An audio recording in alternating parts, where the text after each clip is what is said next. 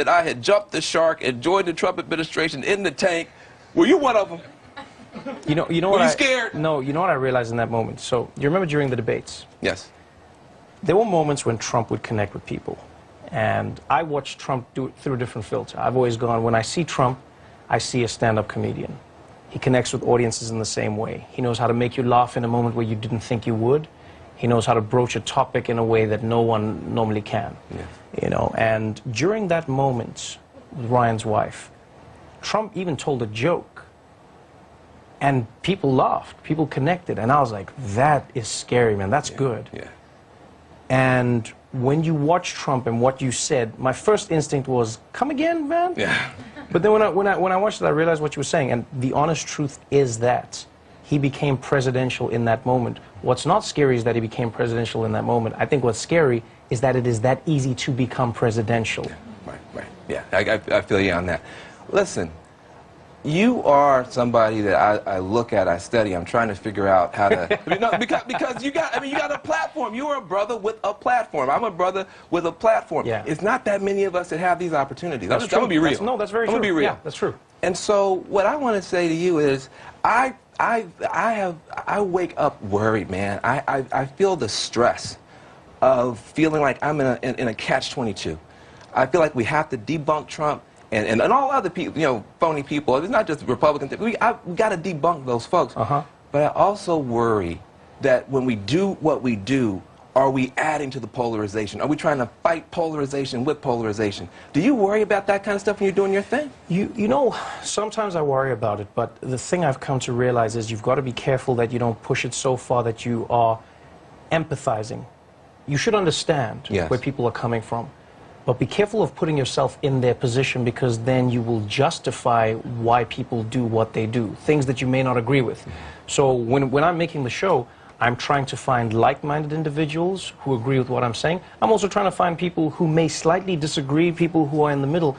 But what I think we got to be careful of is always going out and saying, no, everyone from everywhere can be changed, everyone can be turned. I think that's unrealistic. Right, I think that's true. That's not the world. So, you know, you're having conversations, and sometimes it's having a conversation with someone you don't agree with to see if they see, you know, maybe some of the shortcomings of their argument. But I'm not in the world going, oh, I can change everybody and everyone can change me. I think that's right. Look, the good thing, look, in a democracy, Yeah.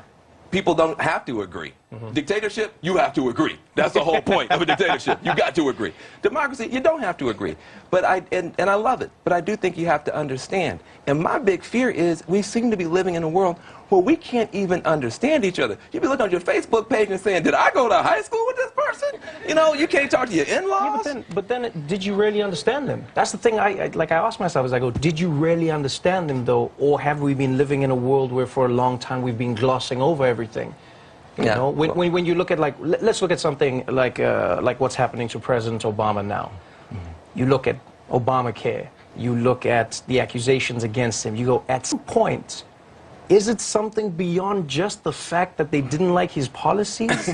At some point, you go, if it's unprecedented every time, what is the one thing about him that is unprecedented? And you start to look at this and you go, why are we so afraid to call these things out? Are you saying it's because he's African-American? Oh, I didn't even notice. I didn't even notice. Is that what you were talking about? I didn't even notice. Yeah, of course I'm talking about that, man. Yeah. Of course I'm talking about that. Right. At some point, you got to acknowledge it. You got to go like, okay, this is different. This is a black man. We know for a fact there are many Americans who say, I do not want to have Obamacare because it is named Obamacare. And you go, but it's not named Obamacare. People explicitly called it that as a nickname to make you not like it. And now what's scarier, the fact that they did that or the fact that they knew if they did that, you would be opposed to it? That's frightening. Because politicians in America have learned how to harness hatreds and fears that people possess to get to their ends. You know, I am trying, you said you can't change everybody, and I agree with that. I think the struggle is different. I don't reach out because I'm trying to change somebody else or I'm trying to make them be like me. I'm trying to reach out so I don't let this Trumpist environment turn me into something I don't want to be. I'm concerned that the overall environment of hatred and vitriol means that I might start becoming what I'm fighting. I don't want to feed what I'm fighting. See what I'm saying? So it's not that I'm not trying to change the people I meet. I'm trying to make sure I don't change. But then I want to keep loving folks. Is that what you think Trumpism is, though? What do you mean? Because if I watch Trump, I feel like Trump is about the flip-flopping and the faux reaching out. Trump is about posing with the historically black college leaders and going, look at all the black colleges that we've gathered here. Did you hear them out? Oh, no, they don't get to talk. We're not actually going to do anything, but I took the picture. Yeah. I'm reaching out. It's tricky. The faux reach out is Trump's game plan. That's what Trump does. Look at me with Obama. We're friends. Oh, and by the way, he's a criminal who tapped my phone. Like, is that a real reach? I feel like that's the Trumpism, is going, one day I'm happy, the next day I'm not. You know, Rand Paul, he's a weird-looking guy. Now he's my friend who'll agree on Obamacare. I go, that's Trumpism to me. That's Trumpism. Is going, the fight ends with love. The fight ends with love. It's reality TV. Well, listen.